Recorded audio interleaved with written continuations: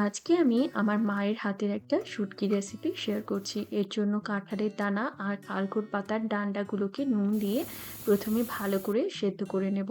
এগুলোকে এভাবে ঝরিয়ে নেব। এবারে সর্ষের তেল গরম করে এর মধ্যে রসুন বাটা আর বাটা শুটকি দিয়ে দিতে হবে। তার সঙ্গে কাঁচা লঙ্কা, পেঁয়াজ কুচি, টমেটো কুচি সমস্ত কিছু সামান্য নুন দিয়ে আর হলুদের গুঁড়ো দিয়ে খুব ভালো করে ভেজে নিতে হবে। এবারে যখন পেঁয়াজটা মজে যাবে দিয়ে দিতে হবে টুকরো করা আলু।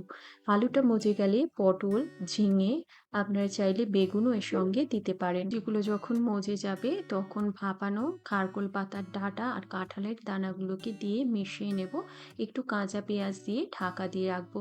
শেষে ধনের গুঁড়ো, সামান্য একটু রাঁধুনির গুঁড়ো দিয়ে ভালো করে মিশিয়ে নেব। যখন কষা কষা হয়ে তেল ছাড়বে উপর দিয়ে একটু ধনেপাতা কুচি দিয়ে সুন্দর করে মিক্স করে নামিয়ে গরম ভাতে সার্ভ করব শুটকি মাছের চচ্চড়ি।